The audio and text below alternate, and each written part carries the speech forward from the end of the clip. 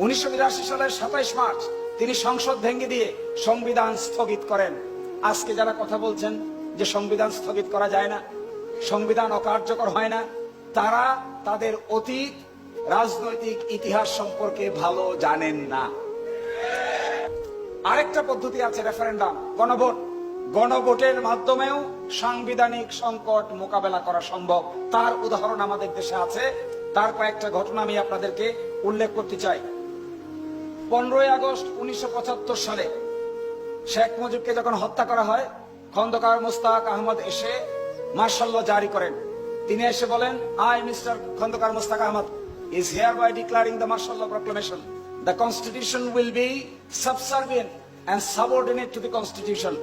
এরপরে 20 আগস্ট 1975 সালে খন্দকার মোস্তাক আহমেদ সামরিক আইন জারি করে 15 আগস্ট থেকে তার বৈধতা দেন। এরপরে 8 নভেম্বর 1975 রাষ্ট্রপতি বিচারপতি আবু সাদত মোহাম্মদ সাহেব প্রধান সামরিক আইন প্রশাসক নিযুক্ত হন এবং মেজর জেনারেল জিয়াউর রহমান উপপ্রধান সামরিক আইন প্রশাসক নিযুক্ত হন। 29 নভেম্বর 1976 সাল বিচারপতি সাহেব প্রধান সামরিক আইন প্রশাসকের পদ থেকে অব্যাহতি নেন এবং ওই দিন 29 নভেম্বর 1976 সালে মেজর জেনারেল জিয়াউর রহমানকে সিএমএলএ চিফ মার্শাল ল অ্যাডমিনিস্ট্রেটরের দায়িত্ব দেওয়া হয়। তারপর এই দিন থেকে শুরু করে 6 মাস পরে 31 মে 1977 গণভোট অনুষ্ঠিত হয়, যেখানে 88% ভোট পেয়ে মেজর জেনারেল জিয়াউর রহমান জনগণের আস্থা অর্জন করেন এবং রেফারেন্ডামের মাধ্যমে তা অ্যাপ্রুভ করা হয়।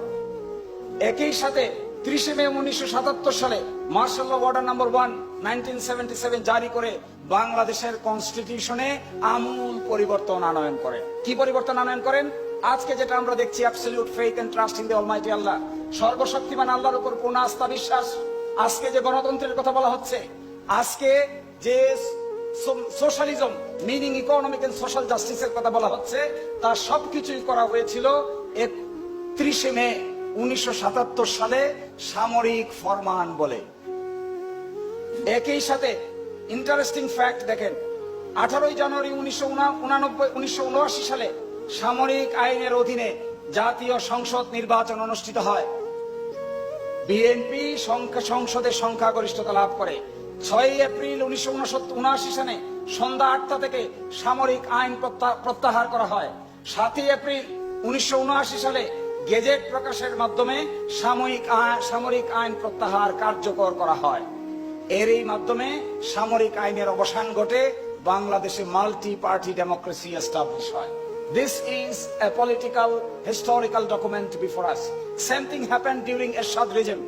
Ershad regime-ও একই পদ্ধতি ফলো করে বাংলাদেশের সাংবিধানিকতায় উত্তরণ ঘটানো হয়। এই আলোচনা করেছি আমি আমার প্যারাগ্রাফগুলোর অপর পৃষ্ঠা। প্রথম যে বড় প্যারাগ্রাফটা আছে, পুরোটার কেন্দ্রবিন্দু এটা। এরপরে লাস্টের দ্বিতীয় প্যারাগ্রাফ, 30 মে 1981 মেজর জেনারেল জিয়াউর রহমান শাহাদত বরণ করলে বিচারপতি আব্দুস সাত্তার রাষ্ট্রপতির দায়িত্বে অধিষ্ঠিত হন। 1982 সালের 24 মার্চ তৎকালীন সেনাপ্রধান হুসাইন মোহাম্মদ এরশাদ সামরিক অভ্যুত্থানের মাধ্যমে ক্ষমতা দখল করে নিজেকে প্রধান সামরিক আইন প্রশাসক ঘোষণা করেন, চিফ মার্শাল ল অ্যাডমিনিস্ট্রেটর।